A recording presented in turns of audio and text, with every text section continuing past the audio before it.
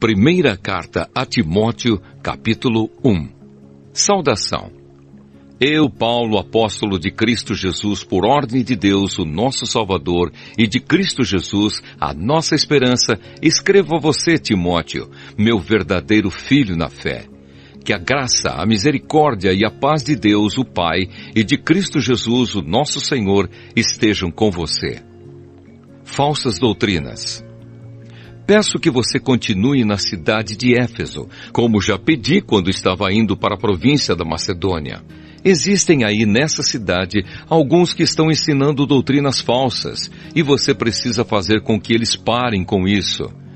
Diga a essa gente que deixe de lado as lendas e as longas listas de nomes de antepassados, pois essas coisas só produzem discussões. Elas não têm nada a ver com o plano de Deus, que é conhecido somente por meio da fé. Essa ordem está sendo dada a fim de que amemos uns aos outros com um amor que vem de um coração puro, de uma consciência limpa e de uma fé verdadeira. Alguns abandonaram essas coisas e se perderam em discussões inúteis. Eles querem ser mestres da lei de Deus, mas não entendem nem o que eles mesmos dizem, nem aquilo que falam com tanta certeza. Sabemos que a lei de Deus é boa, se for usada como se deve. Devemos lembrar, é claro, que as leis são feitas não para as pessoas corretas, mas para os marginais e os criminosos, os ateus e os que praticam o mal e para os que não respeitam a Deus nem a religião. São feitas também para os que matam os seus pais e para outros assassinos, e para os imorais, os homossexuais, os sequestradores, os mentirosos, os que dão falso testemunho e para os que fazem qualquer outra coisa que é contra o verdadeiro ensinamento. Esse ensinamento se encontra no Evangelho que Deus me encarregou de anunciar, isto é, na boa notícia que vem do Deus bendito e glorioso. Gratidão pela misericórdia de Deus. Agradeço a Cristo Jesus, o nosso Senhor, que me tem dado forças para cumprir a minha missão. Eu lhe agradeço porque Ele achou que eu era merecedor e porque me escolheu para servi-lo. Ele fez isso apesar de eu ter dito blasfêmias contra Ele no passado e de eu ter perseguido e insultado. Mas Deus teve misericórdia de mim, pois eu não tinha fé e por isso não sabia o que estava fazendo. E o nosso Senhor derramou a sua imensa graça sobre mim e me deu a fé e o amor que temos por estarmos unidos com Cristo Jesus. O ensinamento verdadeiro e que deve ser crido e aceito de todo o coração é este. Cristo Jesus veio ao mundo para salvar os pecadores, dos quais eu sou o pior. Mas foi por esse motivo que Deus teve misericórdia de mim, para que Cristo Jesus pudesse mostrar toda a sua paciência comigo.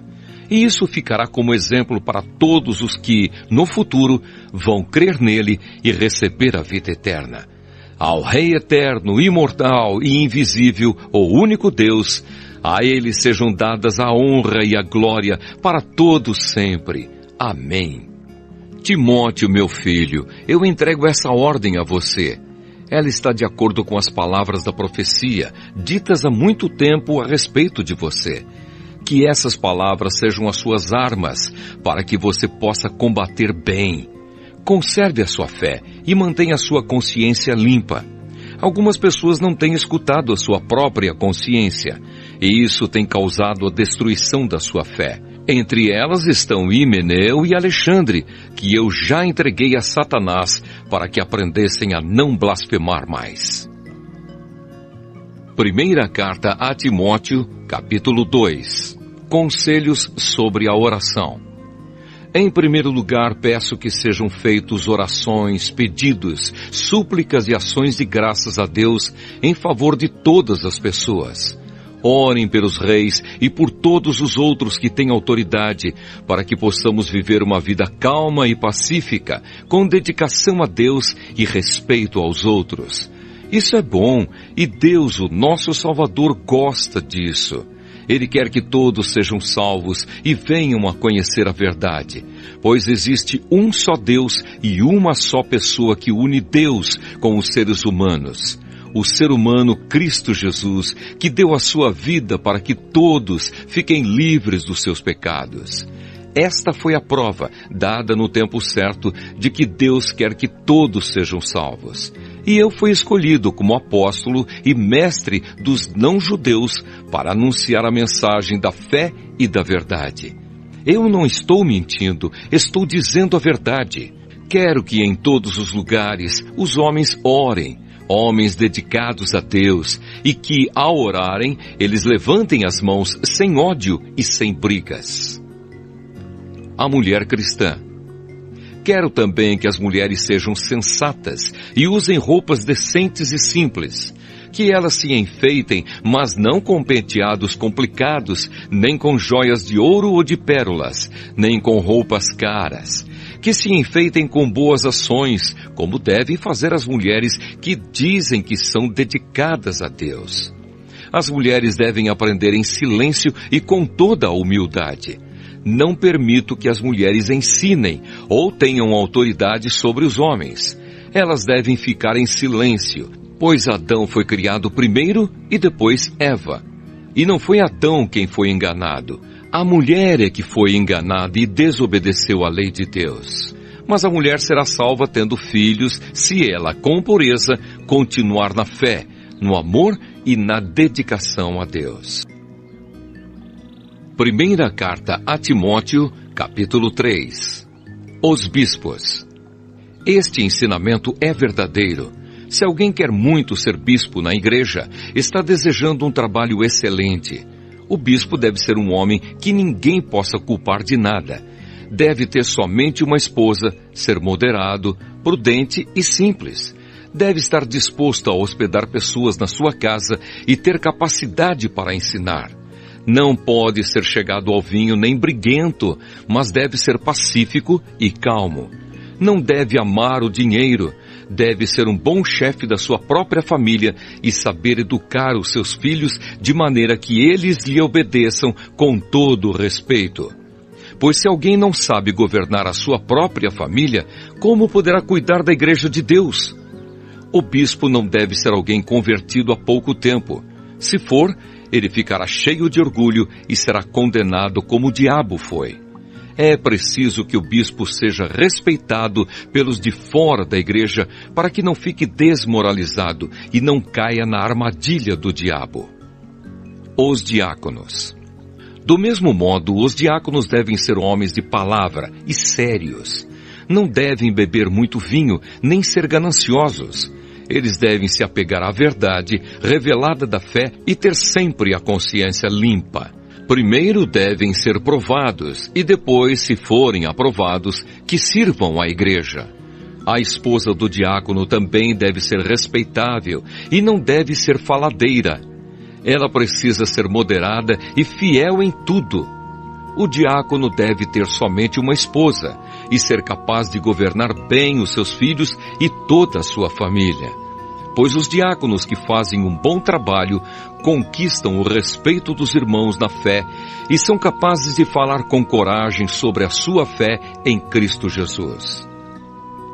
Jesus Cristo, a verdade revelada de Deus. Escrevo essas coisas a você, esperando ir vê-lo logo. Mas, se eu demorar, esta carta vai lhe dizer como devemos agir na família de Deus, que é a igreja do Deus vivo, a qual é a coluna e o alicerce da verdade.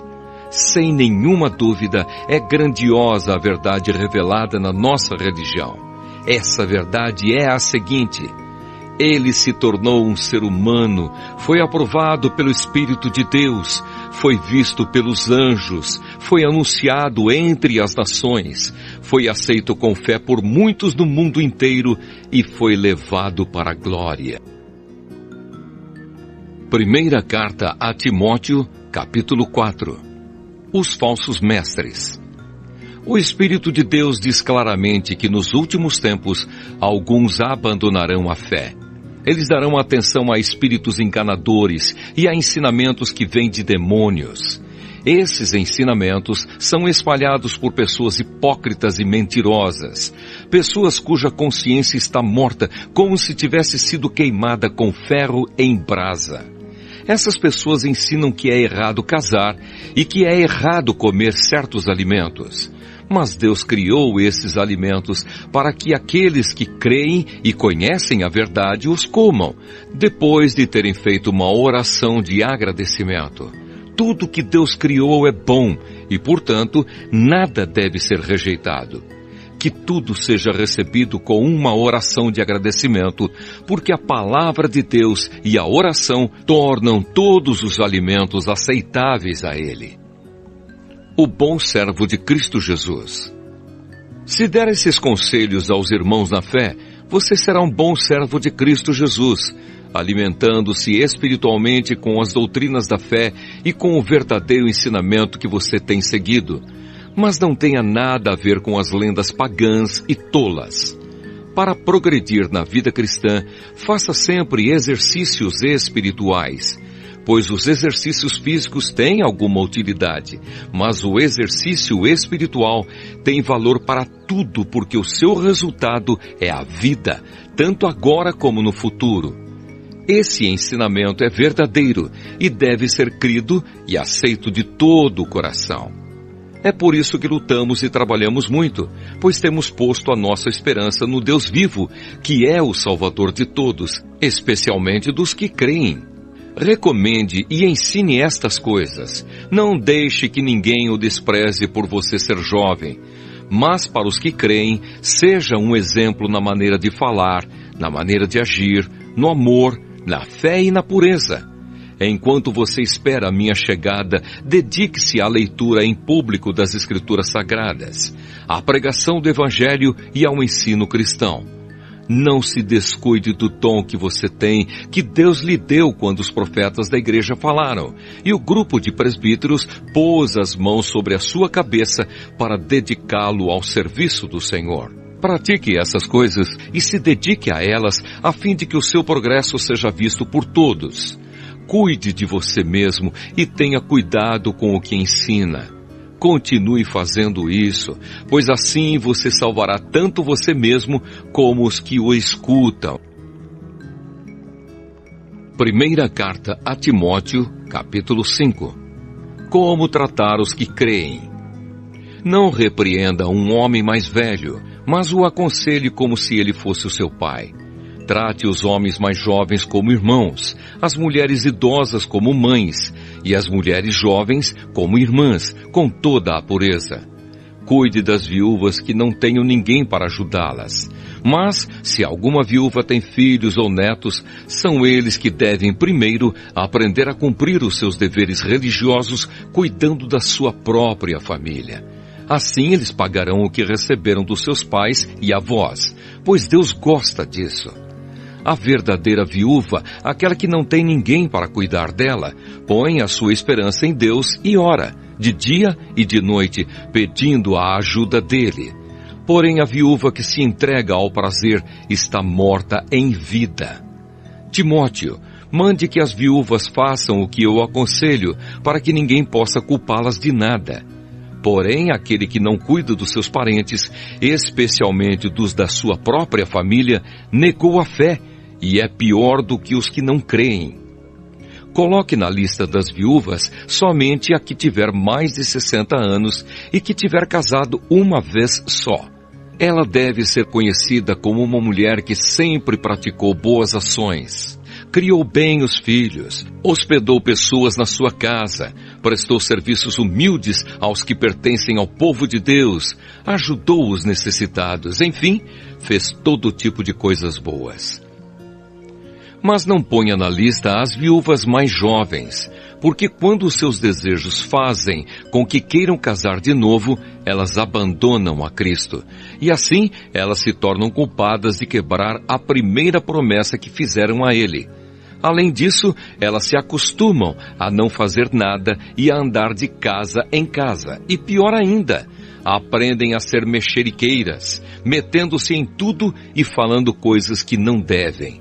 Por isso, eu quero que as viúvas mais novas casem, tenham filhos e cuidem da sua casa, para que os nossos inimigos não tenham motivos para falar mal de nós.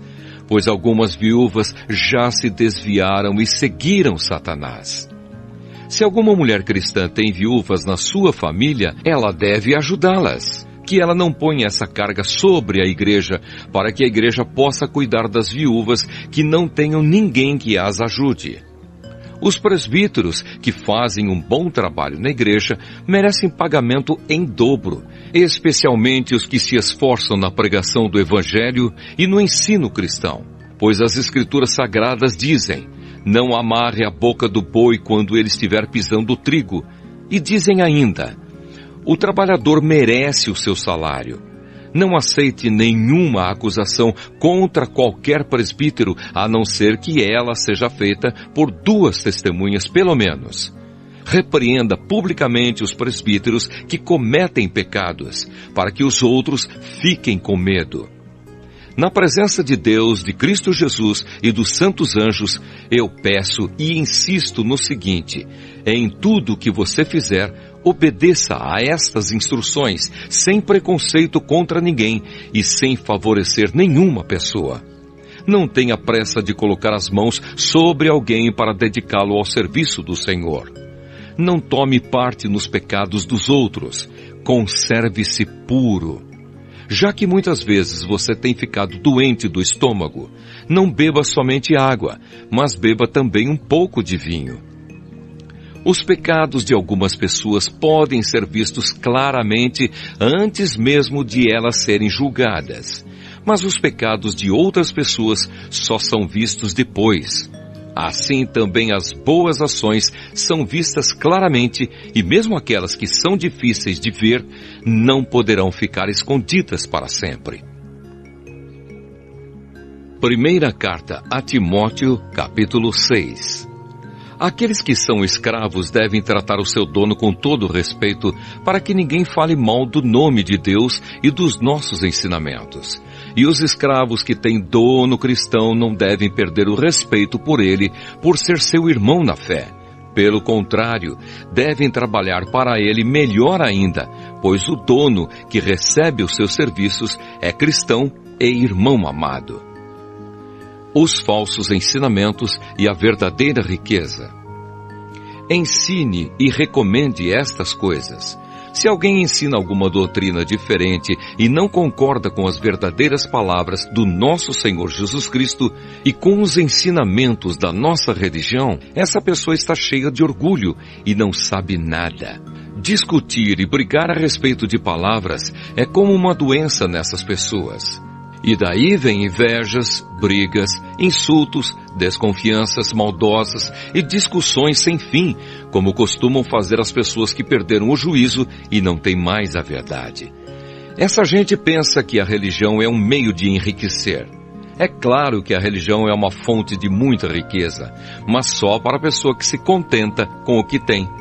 O que foi que trouxemos para o mundo? Nada. E o que é que vamos levar do mundo? Nada. Portanto, se temos comida e roupas, fiquemos contentes com isso. Porém, os que querem ficar ricos caem em pecado, ao serem tentados, e ficam presos na armadilha de muitos desejos tolos, que fazem mal e levam as pessoas a se afundarem na desgraça e na destruição.